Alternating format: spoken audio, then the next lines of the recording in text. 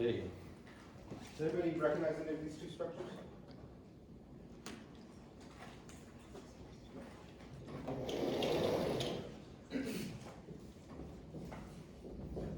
Right, top of the structure of propane.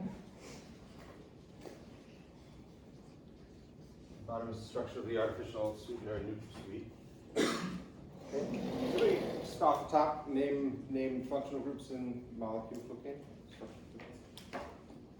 There's an ester group at the top. So up here. Yes. Excellent.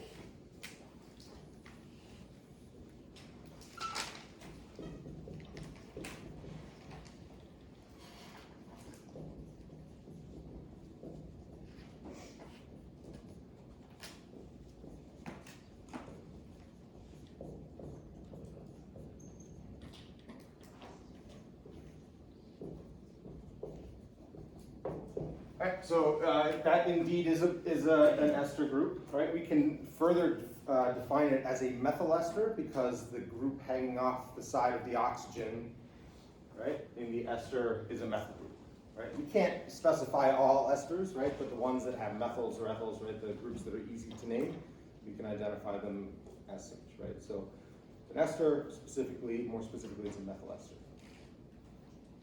Okay, any others? There's another ester group below that. Awesome. Right, and so here's another ester group. Right, one thing to note, right, this oxygen, in the top ester, the oxygen is going off to the right. In the bottom ester, the oxygen is going off to the left. Right, the important pieces of this molecule that you need to see, right, are the carbonyl attached to an oxygen on one side and a carbon on the other. Right, same thing up there. It doesn't matter what the oxygen is attached to as long as it's a carbon group, right? And it doesn't matter what the other side of the carbonyl is attached to, again, as long as it's a carbon group. There is a tertiary amine group. Excellent. Right. The last group that we see is an amine, and this is specifically a tertiary amine.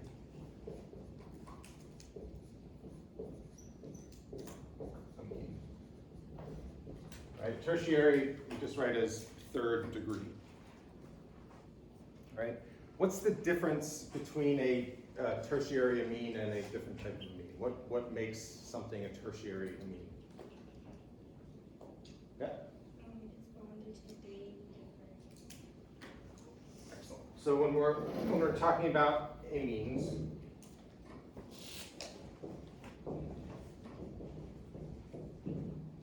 we have three types: primary, secondary, and tertiary.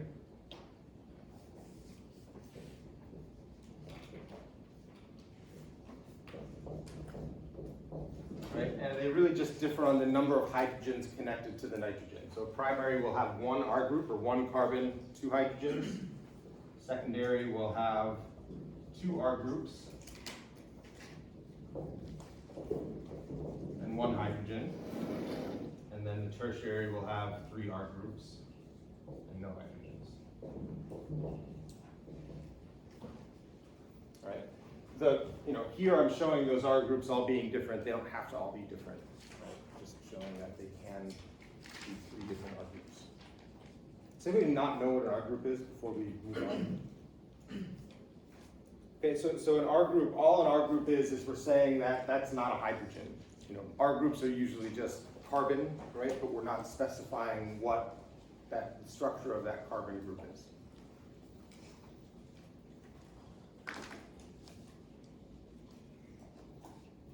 Questions about this? Okay, so you can see when I drew the structure, I drew it in a couple of different ways, right? I think this more accurately illustrates the overall three-dimensional structure, right? And shows you how those functional groups might interact in the molecule, right? How close they are together. Okay, this is fine too, right? But it doesn't necessarily show you how close the nitrogen is with this oxygen, right? It's a very flat pancake planar view. Okay, let's go go down to NutraSweet. What functional groups are present in NutraSweet? There's a carboxylic acid at the left.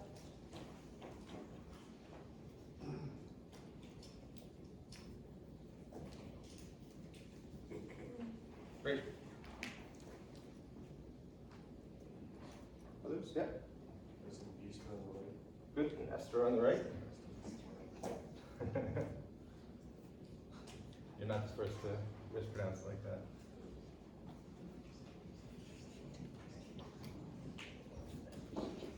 Right, again, this is specifically a methyl ester, but I'm not right now expecting you to name it methyl ester, just identify it as an ester.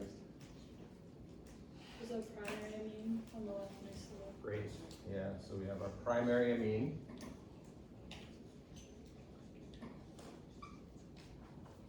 Last one, yep. There is an amide. Good, right. There's an amide as well.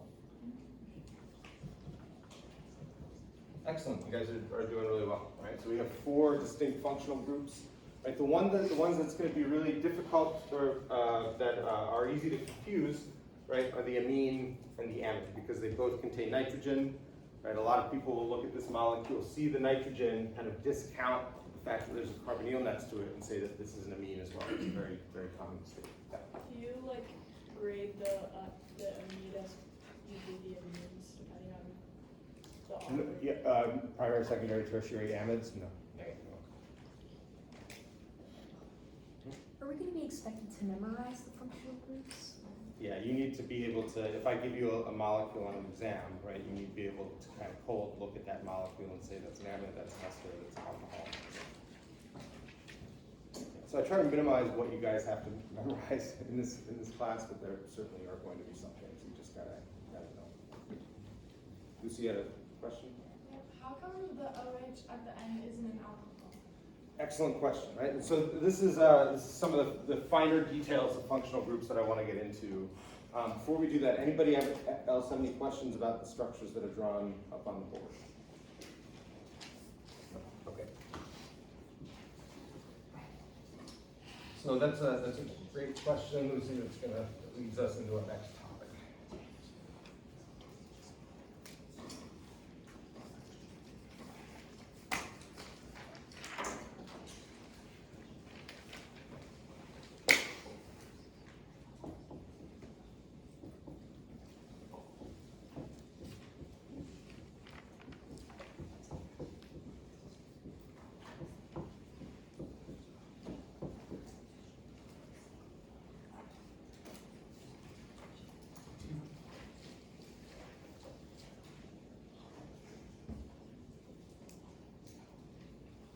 Okay, so this group that I've drawn up on the board, what I've done is I've drawn the OH, right? I have a bond going from oxygen to something else, and all this squiggly line means is that where that is where the OH is attached to something else, right? So get used to these squiggly lines. You're going to see them a lot, especially as we're going over different functional groups, right?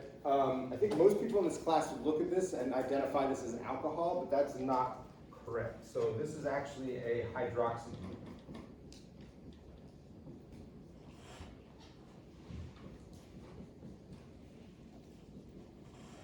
Right, or a hydroxyl group. Okay, and all a hydroxy group or hydroxyl group is an OH. All right, and it's part of many different functional groups.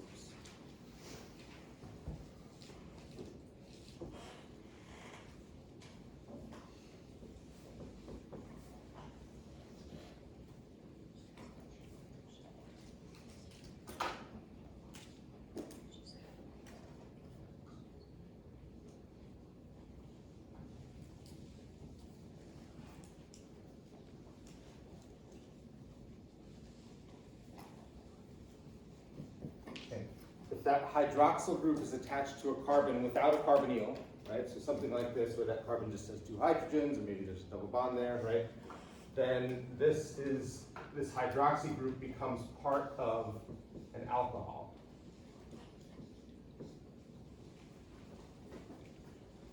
Right, so an alcohol group is a hydroxy group attached to a carbon, right, so that carbon that it's attached to is part of the alcohol and actually, you know, when we think about the name alcohol, it's the Al, right, that represents an alkyl group, right, that's a part of that name. Okay. And alcohol is not just an OH, but it's an OH attached to a carbon without a carbon. Yep. So if that squiggly line is anything else, that OH group would be a Here. yeah. Yeah, to the left of the line, we're just saying that this OH group is attached to something, and this is the bond that is attaching it to that something. Right, so if I could draw that line here, right, here, I'm saying that the OH group is attached to the carbon. Oh, okay. Okay. Right, we can say that a hydroxy group is a component, right, or a part of an alcohol, but they're not the same, right? They're describing different atoms, different arrangement of atoms. Okay, likewise,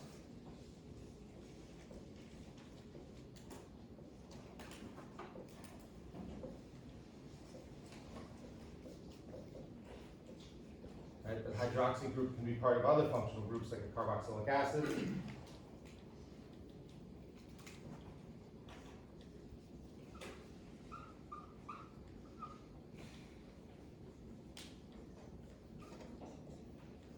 One of the functional groups that you're going to learn when we start learning reactions in chapters 7 and 8 .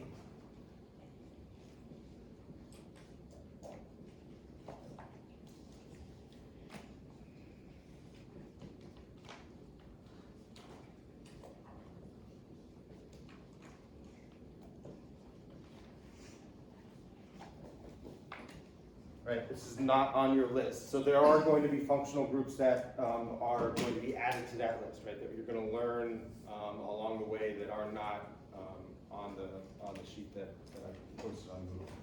Right, this is a functional group called a ketone hydrate. Okay, specifically, it's going to have 2 hydroxy groups on the same carbon, right, and then 2 R groups attached to those 2 carbons, right? And you can see that, right? You can call it a hydrate. But there are 2 hydroxy groups on them. So hydroxy groups are components of larger functional groups, right? But we can't say that there's an alcohol in a carboxylic acid because those are 2 completely different functional groups, right? Exclusive of one another. And we can't say that there's an alcohol in a hydrate because again, they're 2 completely different functional groups. Right? Questions about that? Okay.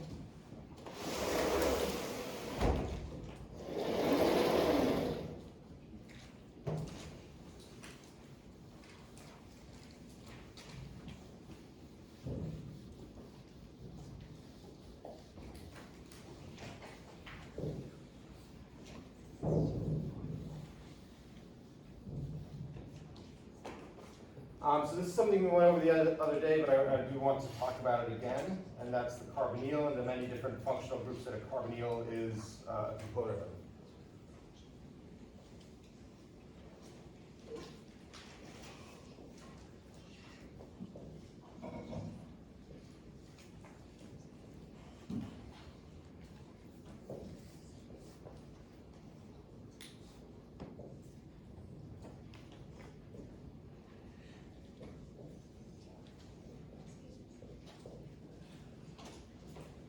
Right, so carbonyl specifically is defined as just a carbon that has a double bond to, in this case, a neutral oxygen, right? An oxygen with 2 non-bonding pairs. Okay, and if you look at the functional group sheet, right, you can see that this carbonyl is a component of many different functional groups, right? So we have, among the carbonyl functional groups, we have aldehydes, we have ketones, we have esters, amides,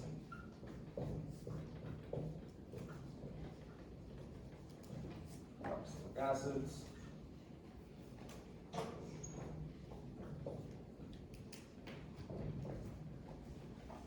right? And you'll learn some more like acid chlorides.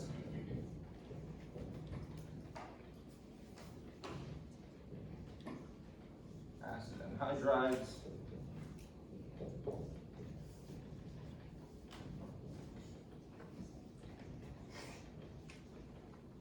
carbonyl is technically part of carbon dioxide.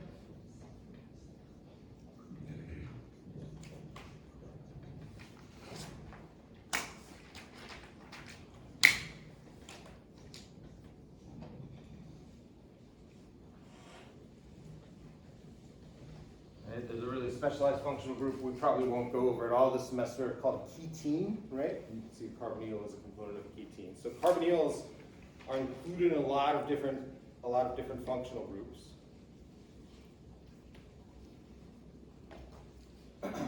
But they're all going to be different, right? You need to know what makes them different.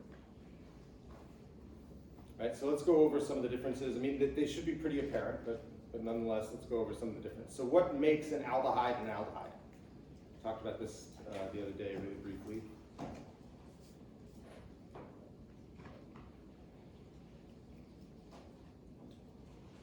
What should you be looking for if you're identifying a functional group as an aldehyde? Yeah. The carbon and the carbonyl is attached to both the R group and the hydrogen. Excellent. Right. So for most aldehydes, other than formaldehyde, which has 2 hydrogens, right, the carbon of the carbonyl is always going to be attached to a carbon and a hydrogen. Right. How does that differ from a ketone? There's 2 R groups on each of the carbon. Good, right? So we're replacing one of the hydrogens with another carbon, right? So it has to be flanked by 2 carbons. What about an ester? One of the R groups is a single bonded oxygen. Good. So one of the R groups is what we call an alkoxy group. Right? A group that has an alkyl oxy, right? An alkyl group attached to an oxygen. Okay? Right? In the amide, we're replacing that alkoxy group with an amino group, right? Or an alkylamine group. Carboxylic acid, that alkoxy group becomes a hydroxy group. Right, so seemingly small differences, right? But they do make they do have a big impact on the reactivity of these functional groups, the reactivity of these molecules.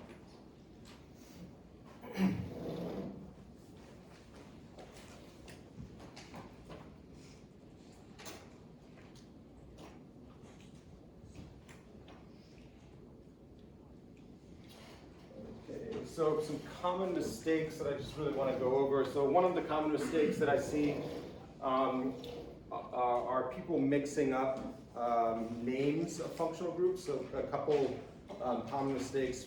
One we already went over: amides versus amines. Right? Amides have carbonyls. Amines don't have any carbonyls. Right? The other is esters versus ethers. Okay, ethers again, no carbonyls. Right? Just an oxygen flanked by 2 carbons. Esters, you're going to have a carbonyl on top, right? And I think most of the time people just mix up those terms because they sound very similar, right? They're spelled similarly. Okay. As I said earlier, mixing up all of these different carbonyl compounds is a common mistake. So it's just something you gotta practice and learn, right? Different names of these things. When we look at molecules with benzene rings.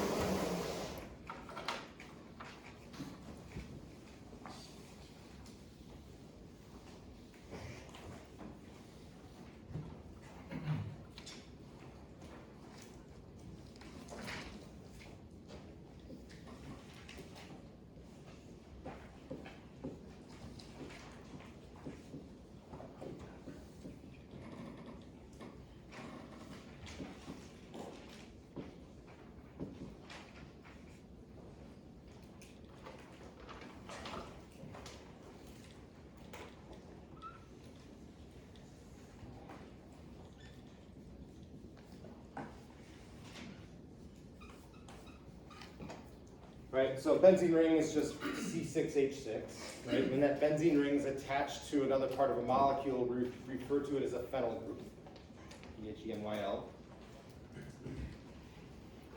Right? But we have to realize that even though we're drawing 3 double bonds in that 6-membered ring, right? Benzene ring does not contain any double bonds, right? So no alkenes.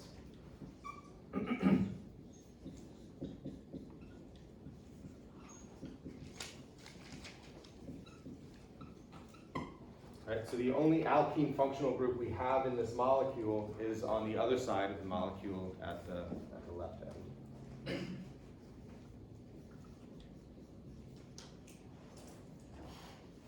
Does anybody know why we don't identify alkenes in benzene rings, or we don't say they're alkenes in benzene rings? Yep.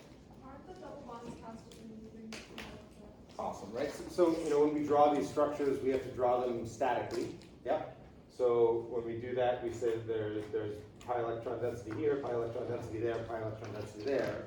Right? But these 6 pi electrons are constantly in motion. So a more accurate way of representing benzene electronically anyway, right, is to draw a symbol. Right, because those 6 pi electrons, they're not isolated between these 2 carbons, and these 2 carbons, right? There's all 6 being shared equally among all 6 carbons, right? And we just draw it like this because it's, you know, when we represent a ring, we have to represent it one way, or we have to put those pi bonds somewhere. Okay, if we're not going to do anything with those pi bonds, right? If we're not going to show any mechanisms or anything, right? This is not a bad way of representing or drawing benzene, right? But typically we just draw the double bond sign. Right? So no alkenes in benzene, right? Only isolated alkenes would qualify for the alkene function. So if you were asking us to like label the groups and I wrote like benzene ring, that would be like wrong. It's called phenyl group. So we're not going to consider this a functional group on your list, right? You should recognize it as a benzene ring, and when we go over nomenclature, you'll name it as a phenyl group, but we're not going to consider it a independent functional group. I mean, it kind of is, but yeah, we're going to kind of ignore it in that list that we've already created. So if like a nitrogen's attached to that with 2 hydrogens, that would still be a primary amine, right? Because that would be the R group. Correct, yeah, so if I had something like that, right, I can still identify that as a primary amine. Yeah, is that what you were asking? Yeah. Any other questions? And then finally, even though I think it's listed in your functional group list, we're going to say, just for the purpose of exams, right, identifying functional groups, that alkanes are not functional.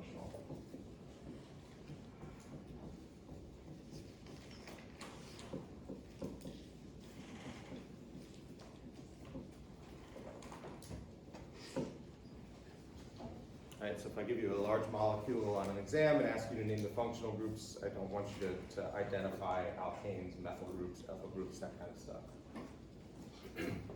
Right? They are, right, in the grand scheme of things, there is chemistry that can be done specifically on alkyl groups, but we're not going to learn any of that this semester.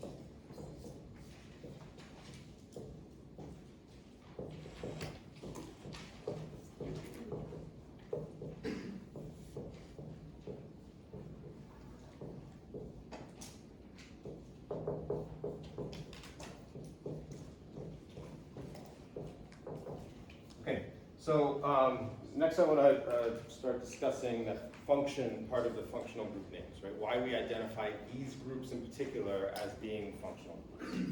Right? And the first thing that I want to say is that these are common groups. Right? So whenever we look at a molecule, if we isolate a molecule from nature, right, or we create a drug to cure some disease, right? These groups are stable groups, right? They're common groups. Atoms will arrange themselves in these fashions. And so that's why we've identified these as functional groups, right? They show up again and again and again in molecules. right? And secondly, they serve, they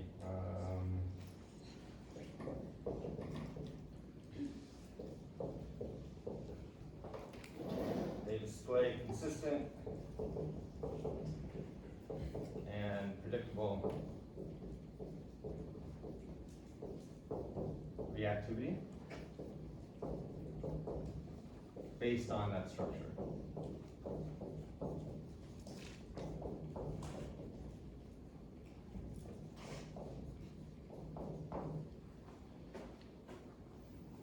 Right, so when we look at an aldehyde in one molecule, that aldehyde in one molecule is going to react more or less in the same way as an aldehyde in another molecule, right? Which will be different from the way an ester acts in one molecule, right? Even though they're both carbonyl functional groups, they will have slightly different reactivity. Okay, so let me give you an example here.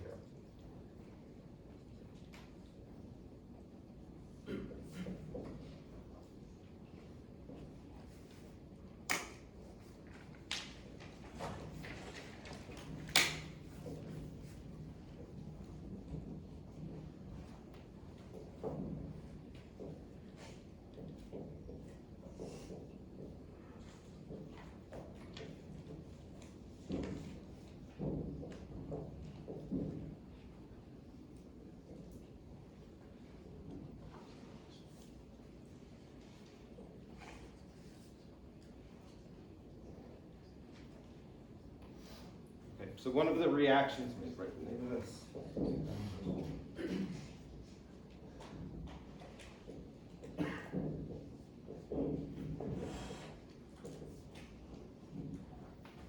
So one of the reactions that you're going to be learning in chapter 8 is a reaction called the formation of an imine. An imine is just another functional group that you're going to need to learn that's not on that list. Right? So these two molecules are going to react, and when they react, they're going to react in a very predictable way. So let's figure out if we can actually predict how they're going to react. Right? So what do you think governs the reactivity of these molecules, or how these molecules are going to interact with one another? Yep. Valence electrons? Excellent. Their valence electrons, or more specifically, their electron density, right? And so for each of these molecules, we have to consider the electronic structure, right, where the electrons are, right? And in doing so, we also have to consider the polarity of bonds, polarity of the molecule, right, the electronegativity of the atoms.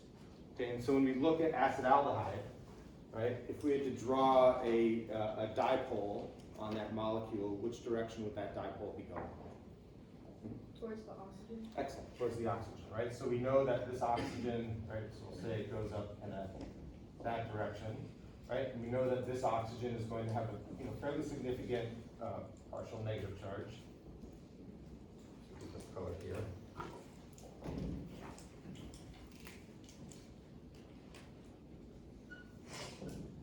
Right, and the carbon is going to have a pretty significant partial positive. Okay, what about the benzylamine? It's the molecular dipole of benzylamine. Where does that lie at? Towards the nitrogen. Excellent, towards the nitrogen, right? So we'll say that the overall dipole is going that direction, right? And we can say on this molecule that the nitrogen, right, that's going to be the most polarized bond in this molecule. The nitrogen is going to have a partial negative charge, and the carbon, actually, you know what we'll do?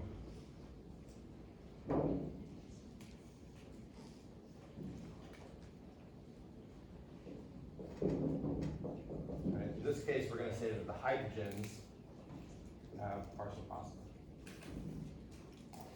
Right, carbon's going to have a partial positive too, right? So nitrogen is pulling electron density away from the carbon as well, right? But it's pulling more on the electrons from hydrogen.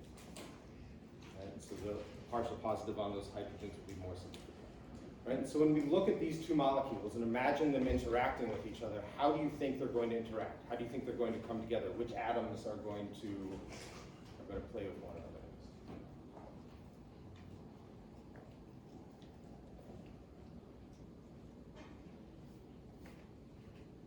Yeah? Is the hydrogen on the acetaldehyde going to produce nitrogen? The hydrogen here is not going to do anything. Yeah. Yeah, so we haven't really identified the electron density around this hydrogen, so for this reaction, we're just going to kind of ignore it. Is the partial negative charge on the oxygen on the acetone gonna like go towards the partial positive on the hydrogens?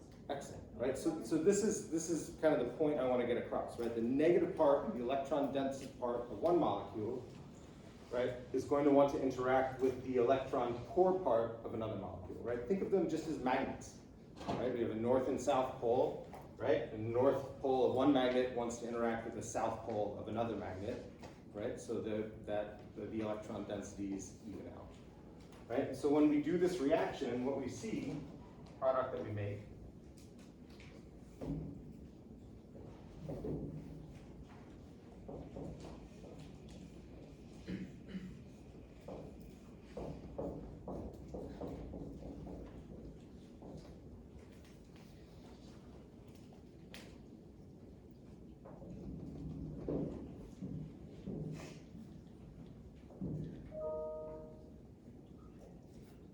right? So that's one of the bonds that's made in the reaction.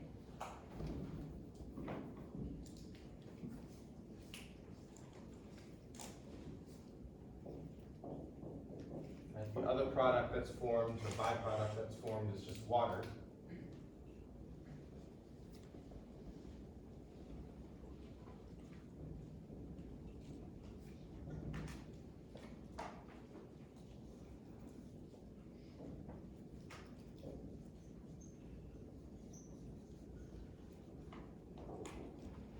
Okay, so you can see the bonds that were made here. Right, so when we look at the bond that was made on the left, what two atoms ended up being attached together?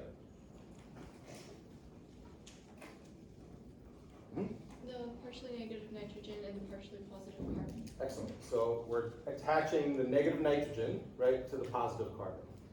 Okay, so we're taking something that's electron dense and adding it to the carbonyl carbon. And this is how carbonyl groups are always going to react. Right? They're always going to react by taking something that's electron dense, adding it to the carbonyl carbon, no matter what that carbonyl is, right? If it's an ester, if it's an amide, if it's a ketone, if it's an acid anhydride, if it's an acid chloride, etc. Right? That's how they are functional. Carbonyls are functional because of this group, the carbonyl group, and the very specific dipole that it has, right? Giving carbon low electron density, giving oxygen high electron density. Okay. Likewise, when we look at the bonds made to oxygen, what two atoms had to connect? Yep. The partial negative from the oxygen goes with the partial positive on the hydrogen. Excellent, right? So we have a partially negative oxygen, right, that's collecting these partially positive hydrogens eventually to make water. Okay? Questions about this? Okay, so let's look at another reaction.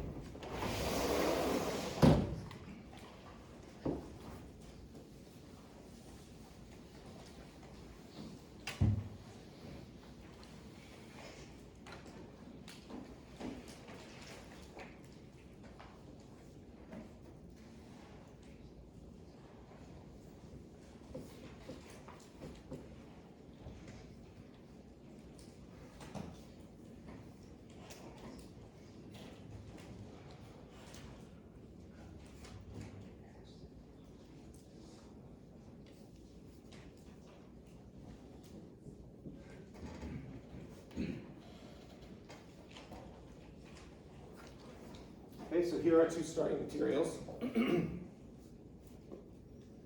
so you can see we have an alcohol on the left and an alkyl halide on the right. Okay, don't worry about this double bond. I've just drawn it in for some as a different structural element. We're not going to do anything with it here. All right, so what I want you to do, take a look at these functional groups. Okay, figure out if you can determine how they're going to react.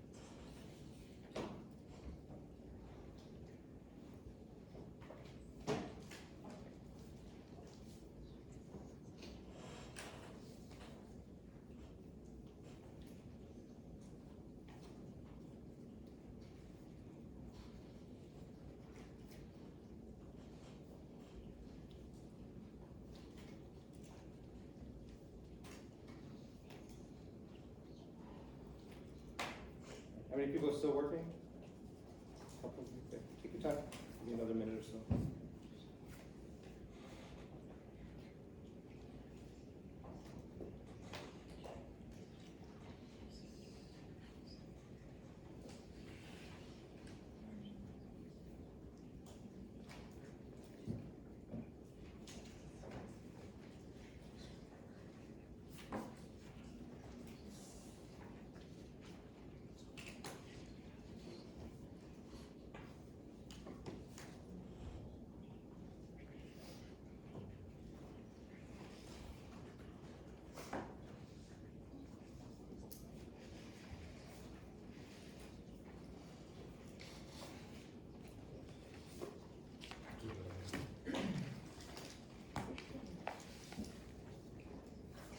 Alright, so let's go over this, right? So here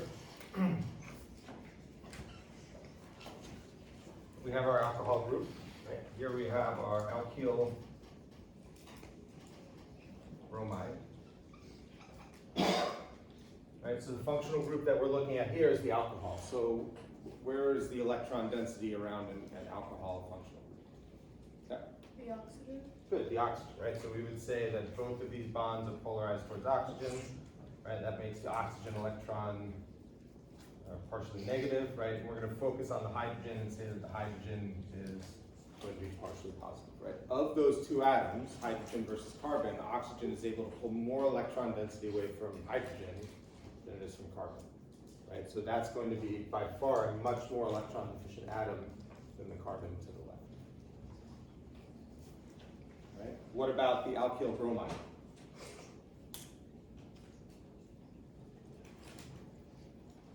Bromine versus carbon, it's kind of a hard line. Yeah? Would bromine be electronegative? Good. So bromine is going to be slightly more electronegative than carbon, right? So here,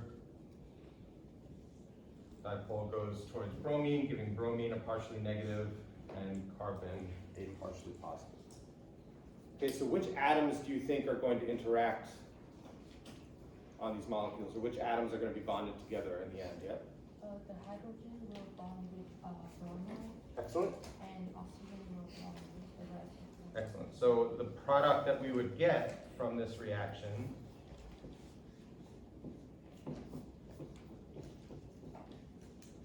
right, is going to be result from the formation of a bond between the negative oxygen, right, and the positive carbon.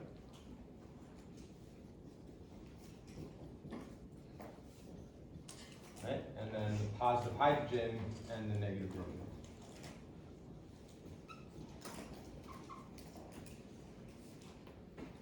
Okay, so we call these things functional groups because they do have some specific function.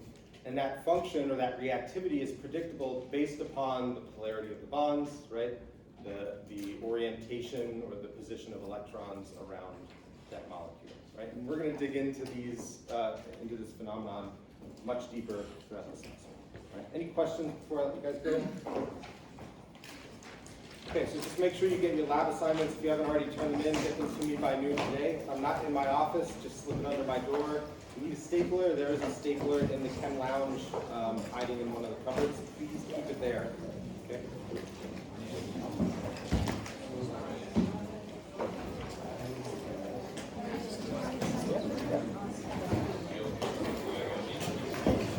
Yeah, folks, if you have your assignment now, you can just bring it down.